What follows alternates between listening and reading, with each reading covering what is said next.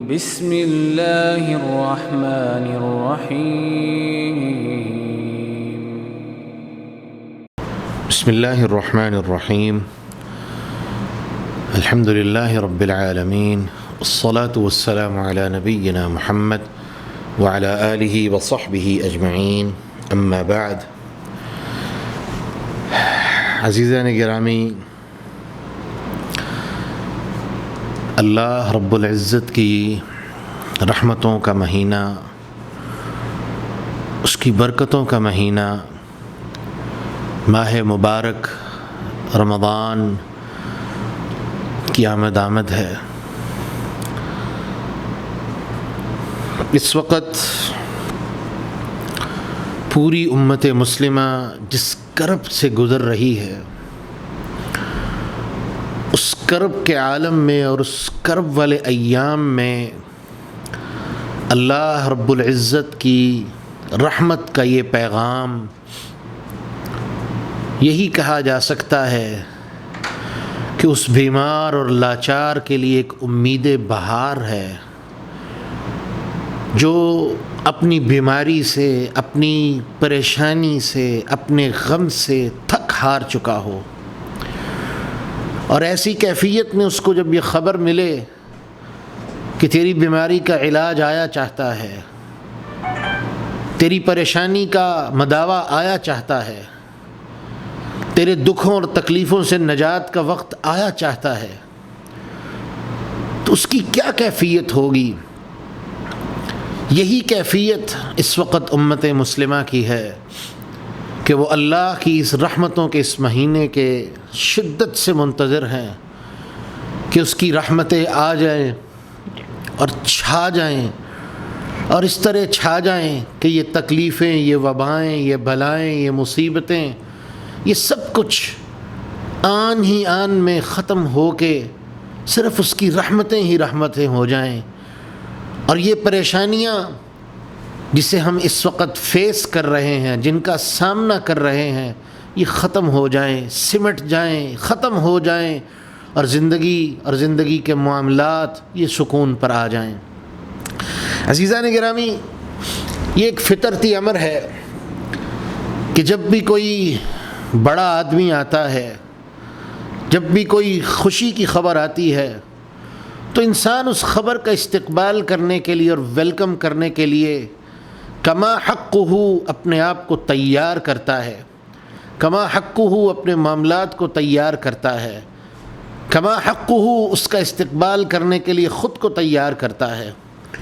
تو آج کی اس مختصر مجلس میں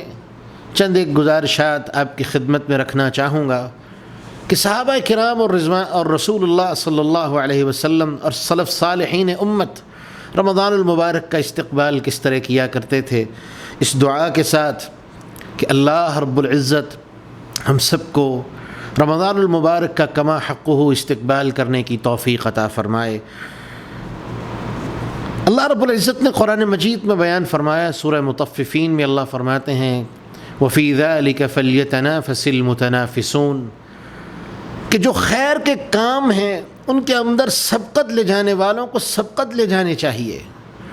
اور رمضان المبارک کا بھی ایک ہی سب سے بڑا نعرہ جو آسمانوں میں فرشتہ لگاتا ہے کہ یا باغی الخیر اقبل و یا باغی الشر اقصر، کہ اے خیر والے آگے آ،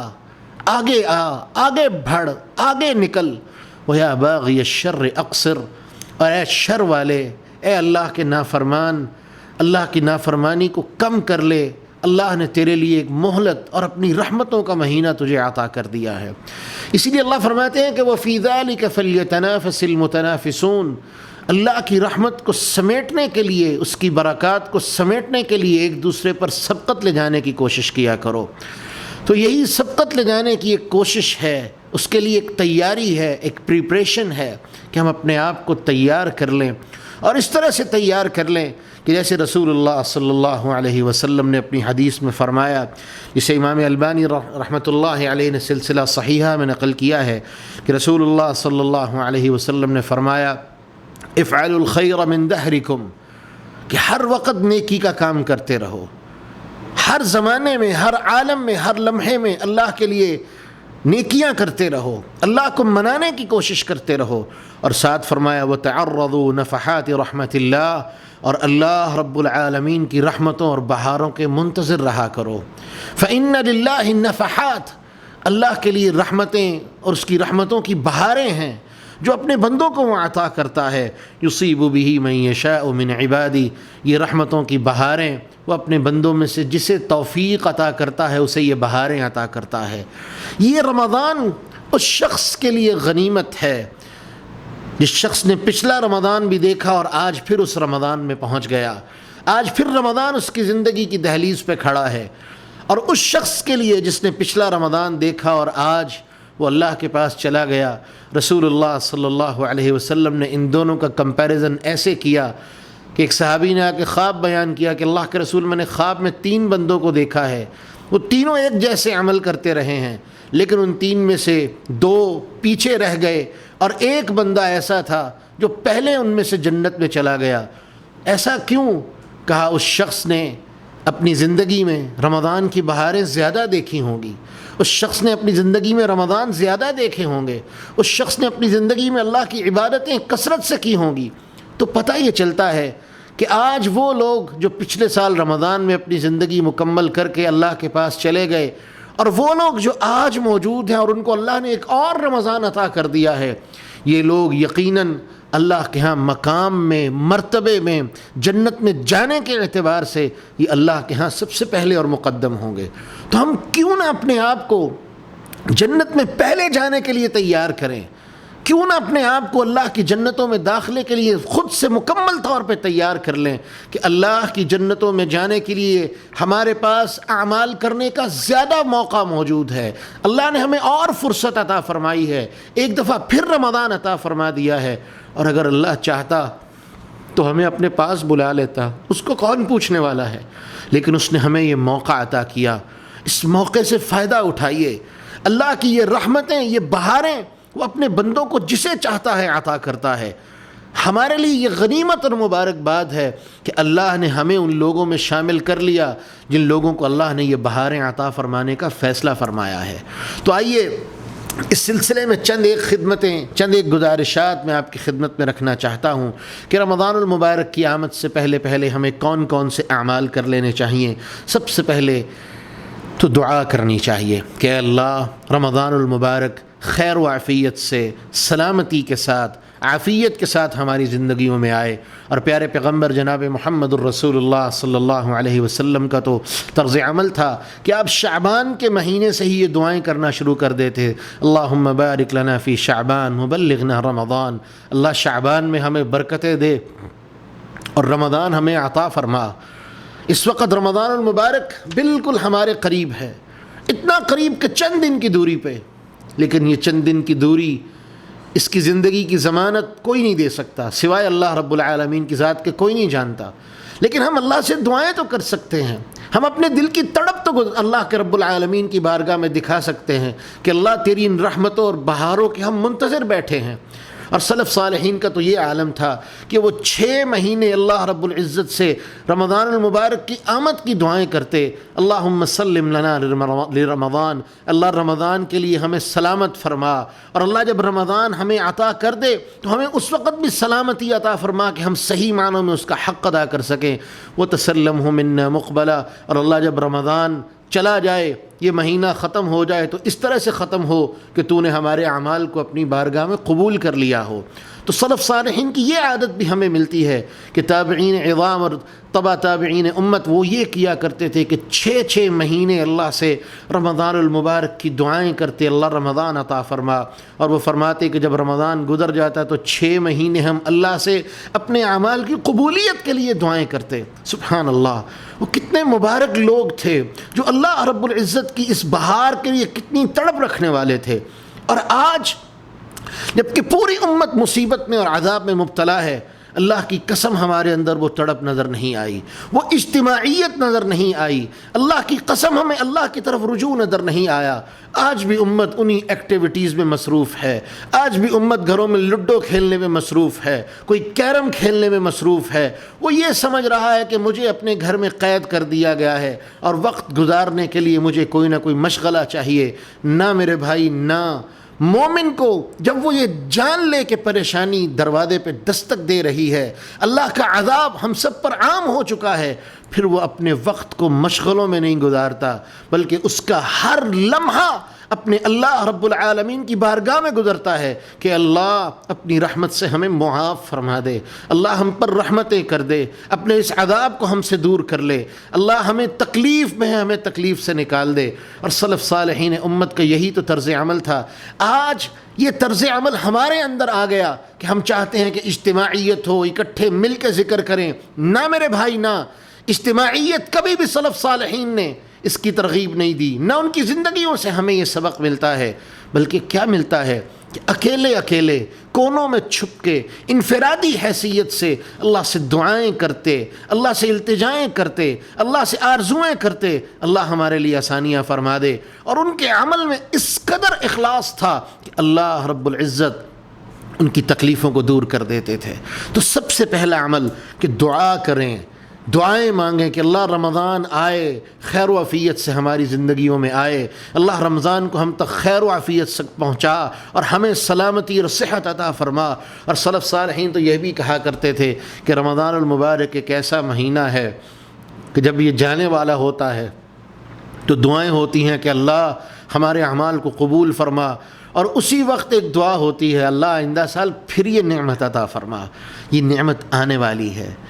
ہمارے بہت قریب ہے، اس نعمت کا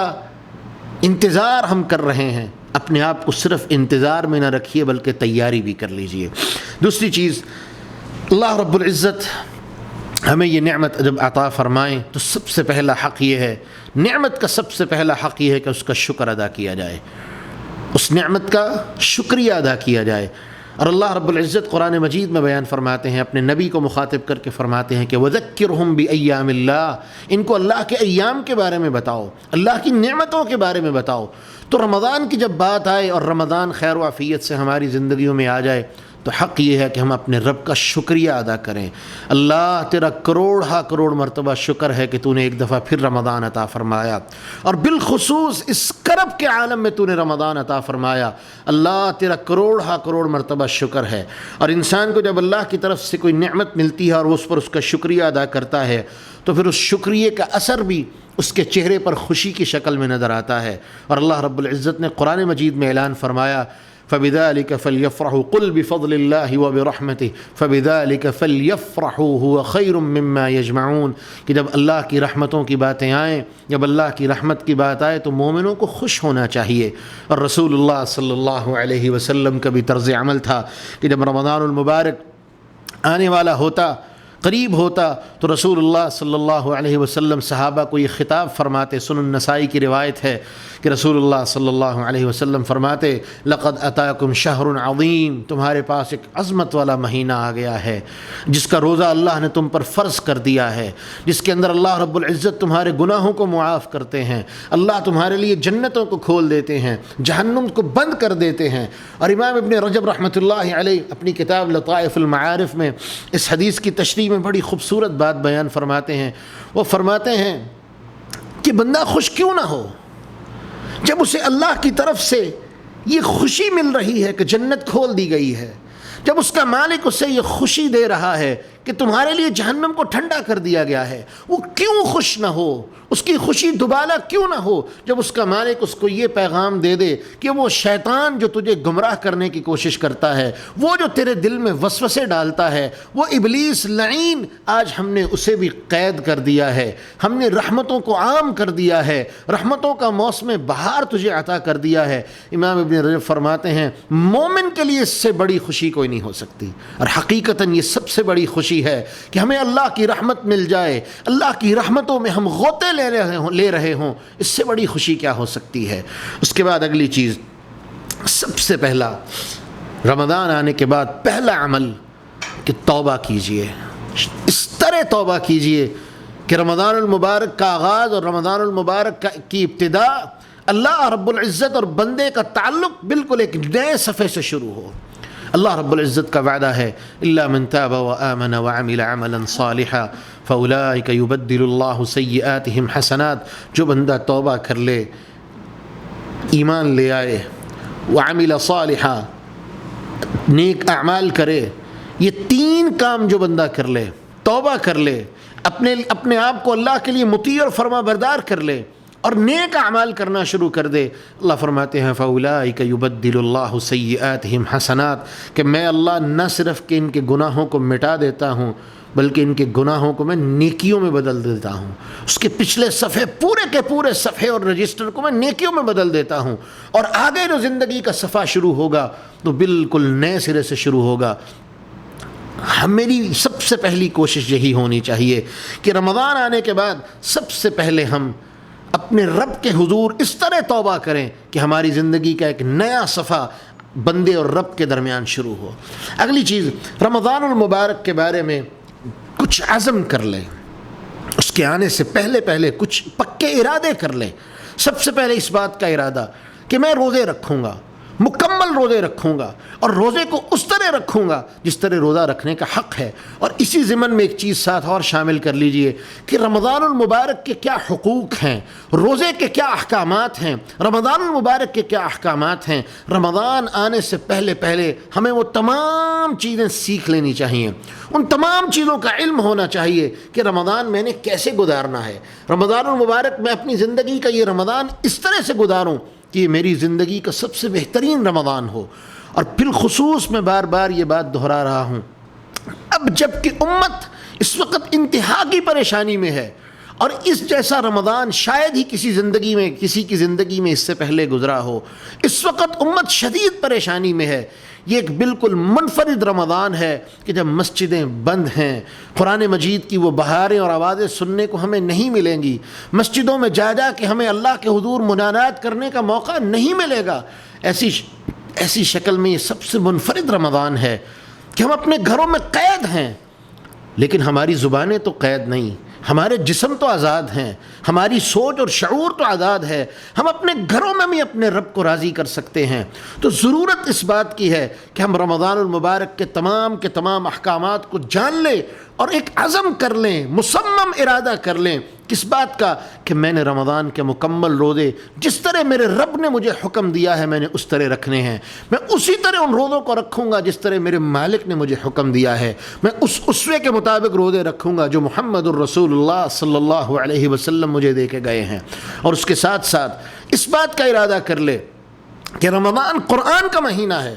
میں دنیا کی ہر ایکٹیویٹی کو ترک کر کے اپنی ہر مشغولیت کو قرآن کے ساتھ جوڑ دوں گا، قرآن پڑھنے کے ساتھ جوڑ دوں گا، قرآن کے ساتھ جوڑ دوں گا، قرآن کو سمجھنے کے ساتھ جوڑ دوں گا۔ اور سلف صالحین امت کا تو یہ عالم تھا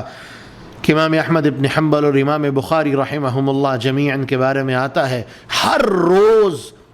روز ایک قرآن ختم کرتے، اور امام احمد اور امام بخاری کے بارے میں تو بالخصوص آتا ہے کہ مجموعی طور پر رمضان المبارک کے مہینے میں 41 مرتبہ قرآن مجید ختم کرتے، اور اس کی تفصیل کتابوں میں موجود ہے، 41 مرتبہ قرآن ختم کرتے۔ سبحان اللہ، ہم رمضان میں ایک قرآن ختم کر لیں تو ہم سمجھتے ہیں ہم نے بڑا مارکا مار لیا ہے، جبکہ کوئی کیا ڈسکس کر رہا ہوگا، میں نے رمضان میں یہ گیم کھیلی، میں نے رمضان میں یہ ایکٹیویٹی کی، میں نے رمضان میں یوں کیا، میں رمضان میں اتنی دیر سوتا رہا۔ میرے بھائی، اس وقت جب کرب کا عالم ہے، اگر تمہاری ایکٹیویٹیز یہی ہیں تو میں اتنا ہی کہوں گا کہ ہمارے دلوں پر مہریں لگ چکی ہیں۔ اللہ رب العزت نے ہمارے دلوں پر اپنی بربادی کی، ہماری بربادی کی، اللہ رب العزت نے ہماری بربادی کی مہریں ثبت فرما دی ہیں کہ اب اس کے بعد کبھی بھی ہمارے اندر بھلائی باقی نہیں رہ سکتی، ہمارے اندر بھلائی ختم ہو چکی، شر نے ڈیرے کر لیے، خیر ختم ہو چکی۔ کیوں نہ ایسا ہو کہ رمضان المبارک جیسا مہینہ ہو اور اس کے بعد بھی ہم غافل ہوں، تو اس سے بڑی غفلت تو کوئی نہیں ہو سکتی۔ تو اپنے ارادوں میں اس بات کا ارادہ بھی شامل کر لیجئے کہ رمضان قرآن کا مہینہ ہے، اور میں رمضان المبارک کو صحیح معنوں میں انجوائے کروں گا، لیکن کیسے؟ قرآن کے ساتھ، قرآن کو سمجھنے کے ساتھ، قرآن کو پڑھنے کے ساتھ، قرآن کی تلاوت کے ساتھ۔ میرا ہر لمحہ رمضان المبارک کا قرآن مجید کی تلاوت میں گزرے گا۔ اور اس کے ساتھ ساتھ اس بات کا بھی ارادہ کر لیجئے کہ رمضان المبارک کے مہینے میں میں اپنے آپ کو صحیح معنوں میں نمازی بناؤں گا۔ میں نماز پنجگانہ کا اہتمام کروں گا، اور اس طرح اہتمام کروں گا کہ رسول اللہ صلی اللہ علیہ وسلم نے فرمایا، جامع ترمذی کی روایت ہے، جو بندہ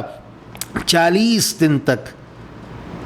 صحیح مسلم کے اندر فجر کے لفظ ہیں، فجر کی نماز کے، لیکن جامع ترمذی میں عموم ہے کہ جو بندہ 40 دن تک 5 کی 5 نمازیں تکبیر اولیٰ کے ساتھ پڑھتا ہے، تکبیر اولیٰ کے ساتھ پڑھتا ہے 40 دن تک۔ رمضان کے 30 دن تو ہمارے لیے موجود ہیں، 10 دن اور محنت کرنا کوئی مشکل کام نہیں۔ جو 40 دن تک یہ عمل کر لے، رسول اللہ صلی اللہ علیہ وسلم نے فرمایا کتبت لہ براءتان، اللہ اس کے لیے 2 براءتیں، 2 نجاتیں لکھ دیتا ہے، براءۃ من النفاق و براءۃ من النار۔ اللہ اس کو منافقت سے پاک فرما دیتے ہیں، اور اللہ اس کو جہنم سے پاک فرما دیتے ہیں، جہنم سے بھی آزاد فرما دیتے ہیں۔ تو رمضان المبارک کے ان ایام میں ارادہ کر لیجئے کہ میں نے اپنے آپ کو صحیح معنوں میں نمازی بنانا ہے، موسمی نمازی نہیں بلکہ ہمیشہ کے لیے اپنے آپ کو نمازی بنا لینا ہے، اپنے نفس کو اللہ رب العزت کی اطاعت پر لگا دینا ہے۔ اس کے ساتھ ساتھ اگلی چیز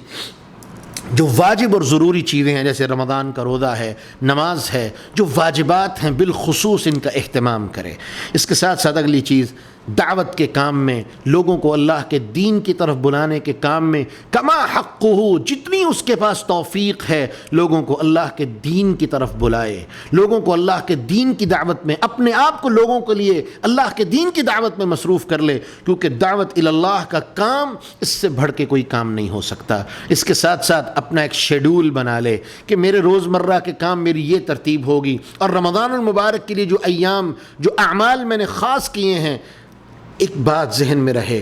کہ یہ کوئی سارے سال کے لیے دن نہیں ہیں۔ اللہ قرآن میں فرماتے ہیں ایام معدودات، یہ گنتی کے چند دن ہیں، اور ان چند دنوں کو میں نے صحیح معنوں میں کیسے یوٹیلائز کرنا ہے، صحیح معنوں میں کیسے استعمال کر سکتا ہوں۔ اپنا ایک جدول بنا لیجئے، اپنی ایک ترتیب بنا لیجئے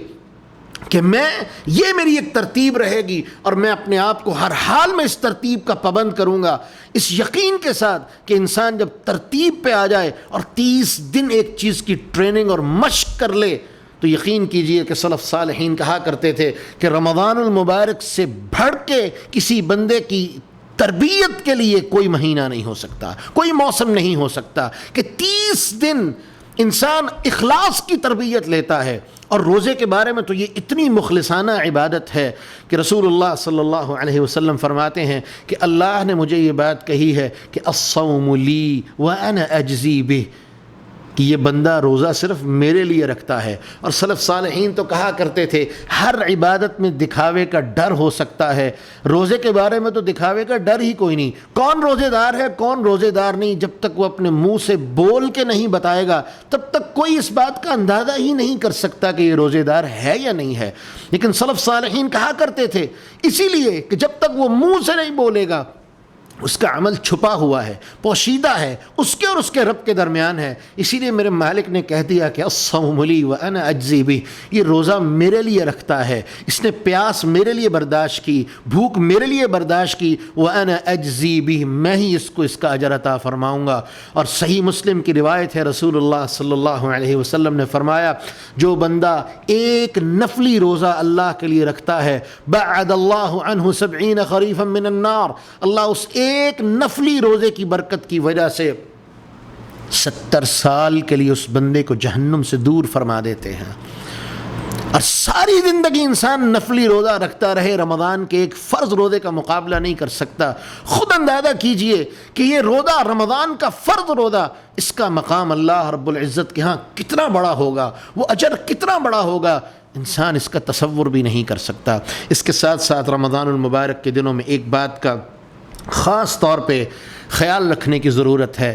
کہ انسان فاستبقوا الخیرات، اپنے آپ کو نیکیوں کے لیے تیار کر لے، بڑھ چڑھ کے نیکیوں کی طرف لے جانے کی کوشش کرے، اپنے آپ کو نیکیوں کا عادی بنا لے، ہر نیکی کے کام میں سبقت لے جانے کی کوشش کرے، اور بالخصوص ان نیکی کے کاموں میں سب سے بڑی چیز رمضان المبارک کی ابتدا سے پہلے اپنے دلوں کو لوگوں کے لیے صاف کر لے، اپنے دلوں میں جو کینہ، حسد، بغض، عناد کسی کے لیے موجود ہے اپنے دل کو صاف کر لے۔ جس بندے کا دل صاف نہیں اس کا عمل بھی صاف نہیں ہو سکتا۔ جس بندے کے دل میں کسی کے لیے کینہ اور عناد اور بغض اور حسد موجود ہے، یاد رہے اس بندے کی عبادت کبھی بھی اللہ کے لیے خالص نہیں ہو سکتی۔ اس نے اپنے آپ کو ابراہیم علیہ السلام کی طرح اذ قال له ربه اسلم، جب اس کے رب نے کہا کہ ابراہیم اپنے آپ کو اپنے رب کے لیے مطیع اور فرما بردار کر دے، قال اسلمت لرب العالمین، تو ابراہیم علیہ السلام نے فوراً اعلان کر دیا، اللہ میں نے اپنے آپ کو رب العالمین تیری ذات کے لیے مطیع اور فرما بردار کر دیا۔ جب رمضان کا روزہ اللہ کے لیے اطاعت کرتے ہوئے، اس کی اتباع کرتے ہوئے، اس کی مطیع اطاعت اور فرما برداری کرتے ہوئے ہم رکھنے جا رہے ہیں، تو میرے بھائی یہ ضروری ہے کہ جن چیزوں سے میرے مالک نے اپنے مومن بھائیوں کے لیے اپنے دل کو صاف رکھنے کا حکم دیا ہے، جب تک ہمارے دل صاف نہیں ہوں گے، یہ نفاق سے، کینے سے، حسد سے، بغض سے، عناد سے، تکبر سے، دنیا کی محبت سے اگر بھرے ہوئے ہوں گے، دنیا کے رشتوں اور تعلقات کو پیروں تلے رون دینے والا دل ہوگا، تو یاد رہے اس کا عمل اللہ کے ہاں قبول نہیں ہوگا۔ سب سے پہلے اس نیکی میں آگے بڑھیے، اللہ کو گواہ بنا کے کہہ دیجئے، اللہ وہ فلاں بندہ جو مجھے یاد ہے اور یاد نہیں ہے، اللہ میں نے اس کے لیے اپنے دل کو صاف کر دیا، سب کو میں نے تیری رضا کے لیے معاف کر دیا۔ اور اس صحابی کا واقعہ بھی اپنے ذہن میں رکھیے جس کو اللہ کے رسول نے کہا تھا یہ جنتی ہے، ایک صحابی اس کے پیچھے لگ گئے، 3 دن اس کے گھر رہتے رہے، کہا میں بھی وہ عمل کرتا ہوں جو تم کرتے ہو، میں نے کوئی تمہارے اندر ایسا خاص عمل نہیں دیکھا جس کی وجہ سے اللہ کے رسول نے تجھے کہا ہو کہ تو جنتی ہے، کوئی ایسا عمل جو تم خفیہ طور پہ کرتے ہو مجھے بھی بتا دو۔ اس نے کہا مجھے تو کوئی عمل یاد نہیں سوائے ایک عمل کے کہ جب میں رات کو سونے لگتا ہوں میں اللہ کے لیے سب کو معاف کر کے سوتا ہوں، اس یقین کے ساتھ کہ میں نے ان کو معاف کر دیا ہے، میرا اللہ مجھے معاف کر دے۔ تو اس صحابی نے کہا تھا اللہ کی قسم یہی وہ عمل ہے جس کی وجہ سے رسول اللہ صلی اللہ علیہ وسلم نے تجھے جنت کی بشارت دی ہے۔ اپنے دل کو صاف کر لیجئے، اپنے دل سے ان چیزوں کو نکال پھینکیے،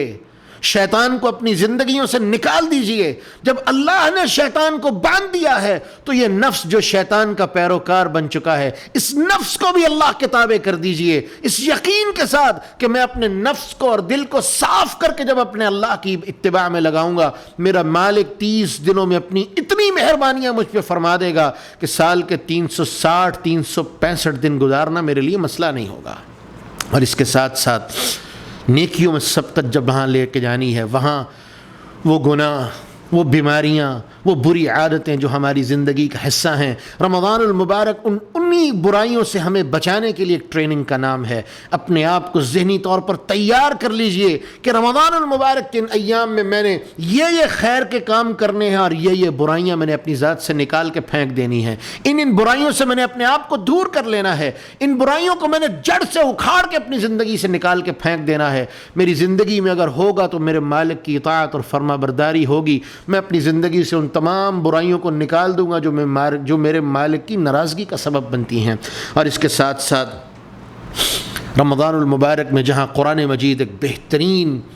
اس کو انجوائے کرنے کا مہینہ ہے، انجوائے کرنے کا ذریعہ ہے، وہاں پر سب سے بڑا اور دوسرا سب سے عظیم الشان ذریعہ وہ دعا ہے۔ رمضان المبارک کی بابرکت ساعتوں میں اپنی عادت بنا لیجئے، ابھی سے اس کی مشق شروع کر دیجئے کہ رمضان المبارک کی ساعتوں میں آپ کا ہر لمحہ جو فراغت والا لمحہ ہو وہ اللہ سے دعائیں کرنے میں گزرتا ہو، اللہ کے ذکر اذکار کرنے میں گزرتا ہو، رب تعالیٰ کی یاد میں گزرتا ہو۔ اور رسول اللہ صلی اللہ علیہ وسلم نے وہ دعا جو معاذ بن جبل رضی اللہ عنہ کو سکھائی تھی، رب اعنی علی ذکرک و شکرک و حسن عبادتک، اللہ مجھے اپنے ذکر کی توفیق دے، شکر کی توفیق دے، بہترین بندگی کی توفیق دے۔ یہ تینوں چیزیں اللہ ہمیں رمضان میں عطا کرے گا، بہترین ذکر، بہترین شکر اور اس کے ساتھ ساتھ بہترین عبادت کی توفیق۔ ان تینوں چیزوں میں ہم نے اپنے آپ کو بہترین کرنے کی کوشش کرنی ہے۔ اور آخری چیز، رمضان المبارک کی ساعتوں میں اس وقت جب پوری دنیا کے اندر امت مسلمہ پریشان ہے تو آپ کے قرب و جوار میں یقیناً ایسے لوگ ہوں گے جو مستحق ہوں گے اس بات کے کہ ان کے کھانے کا ذریعہ صرف اور صرف اللہ رب العالمین کی ذات کے بعد وہ صرف آپ ہوں گے۔ یہ آپ کی ذمہ داری ہے، اور یہ روایت یاد رکھیے کہ کل قیامت کے دن میرا مالک جب یہ کہے گا میرے بندے میں بھوکا تھا تو نے مجھے کھانا نہیں کھلایا، میں بیمار تھا تو نے میری عیادت نہیں کی، وہ بندہ کہے گا اللہ تو بھوکا تھا، تو بیمار تھا، یہ کیسے ممکن ہے، تو رب العالمین ہے۔ تو اللہ جواب میں کہیں گے کہ تیرا پڑوسی بھوکا تھا تو نے اس کو کھانا نہیں دیا، تیرا پڑوسی بیمار تھا تو نے اس کی عیادت نہیں کی۔ گویا کہ یہ عمل اللہ رب العالمین کی رضا کا بہترین عمل ہے۔ اور مستدرک حاکم کی روایت ہے، رسول اللہ صلی اللہ علیہ وسلم نے فرمایا اللہ رب العزت کی بارگاہ میں وہ اعمال جو مغفرت کو لازم کر دیتے ہیں، ان اعمال میں سب سے بڑا عمل، سب سے بہترین عمل وہ بھوکے مسکین کو کھانا کھلانا ہے۔ آج ہر وہ طبقہ جو مزدور طبقہ ہے وہ کمپسری کے عالم میں گھروں میں بیٹھا ہوا ہے، کھانے کے لیے کچھ نہیں، اور وہ اپنی سفید پوشی کی وجہ سے کسی کے آگے ہاتھ بھی نہیں پھیلا سکتے۔ وہ آپ کی توجہ کے مستحق ہیں۔ اور رمضان المبارک میں رسول اللہ صلی اللہ علیہ وسلم کی یہ تنبیہ یاد رکھیں، آپ نے فرمایا وہ بندہ اللہ پر ایمان نہیں لایا جو خود تو پیٹ بھر کے سویا لیکن اس کا پڑوسی پوری رات بھوکا سوتا رہا۔ اپنے پڑوس میں، اپنے محلے میں یہ وقت افطار پارٹیوں کا نہیں،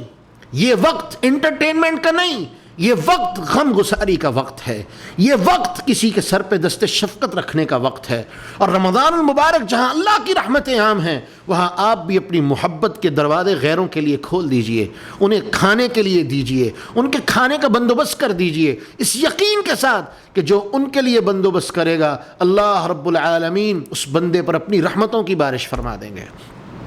اور آخری چیز، رمضان المبارک یہ ایسا مہینہ ہے کہ جس طرح اس کا نام ہے اسی طرح اس مہینے کی اصلیت اور حیثیت ہے۔ اور عربی زبان میں اسے کہا جاتا ہے کہ اسم با مسمہ، کہ جیسا اس کا نام ہے ویسا ہی اس کا کام ہے۔ رمضان، رمض عربی زبان میں اس بارش کو کہتے ہیں جو خریف کا موسم آنے سے پہلے آتی ہے، اور وہ آخری بارش ہوتی ہے کہ جس کے بعد پھر خریف کا موسم شروع ہو جاتا ہے۔ اور وہ بارش خاص طور پہ ایسی بارش ہوتی ہے کہ جو درختوں کے بیمار پتوں کو گرا دیتی ہے اور درختوں کو ایک ایسی توانائی عطا کرتی ہے کہ جس سے درخت دوبارہ ایک نئی زندگی کی طرف چل نکلتے ہیں۔ عربی زبان میں ایسی بارش کو رمض کہا گیا ہے۔ اور رمضان ان چیزوں کو رمضان کہا گیا ہے عربی زبان میں جو چیزیں اس بارش سے مستفید ہوتی ہیں۔ تو یہ رمضان بھی اللہ کی رحمتوں کی بارش کا مہینہ ہے کہ جو ہمارے ہر گناہ کو دھو کے ہمیں ایک نئی جلا اور ایک نئی زندگی بخشے گی۔ یہ رمضان اللہ کی رحمتوں کا مہینہ کہ ہمارے مردہ دل ان کو ایک نئی زندگی نصیب ہوگی۔ اور اسی طرح دوسرا معنی رمضان کا، اس رمض اس پتھر کو کہا جاتا ہے یا اس گرمی کو کہا جاتا ہے جس گرمی کے اندر چلنے کے لیے انسان انتہائی مشقت میں اور مصیبت میں مبتلا ہو جائے، عربی زبان میں اس کو رمض کہا جاتا ہے۔ اور حدیث کے لفظ بھی ہیں حین رمضت الفصال، کہ صلاۃ الاوابین کی نماز کا وقت وہ ہے حین رمضت الفصال، کہ جب اونٹنی کا بچہ وہ اپنے پیروں میں گرمی کی شدت کو محسوس کرے۔ تو رمض اس گرمی کی شدت کو کہتے ہیں یا اس پتھر کو کہتے ہیں جو گرمی کے اندر سخت گرم ہو چکا ہو اور اس کے اوپر جو چیز آئے اس کو جلا کے راکھ کر دے، تو اس پتھر پر چلنے والے کو رمضان کہتے ہیں۔ تو امت کے سلف صالحین نے یہ بھی لکھا ہے، امام خلیل نے بالخصوص یہ بات لکھی ہے کہ رمضان کو رمضان اس لیے بھی کہتے ہیں کہ یہ بندے کے گناہوں کو جلا کے راکھ کر دیتا ہے، اور اس طرح سے راکھ کر دیتا ہے کہ انسان کی زندگی میں کوئی نام و نشان تک گناہ کا باقی نہیں رہتا۔ میرے عزیزوں، میرے محترم، یہ برکتوں کا مہینہ چند دن کی دوری پہ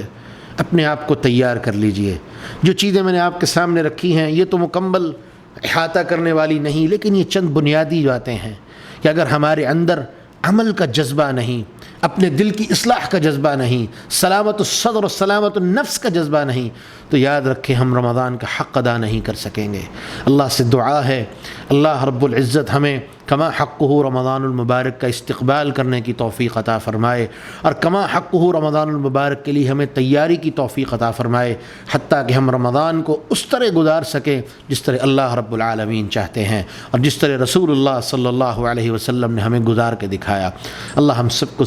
عمل کرنے کی توفیق عطا فرمائے اور ہمارا یہ سننا سنانا اپنی بارگاہ میں قبول فرمائے۔ وآخر دعوانا ان الحمد للہ رب العالمین۔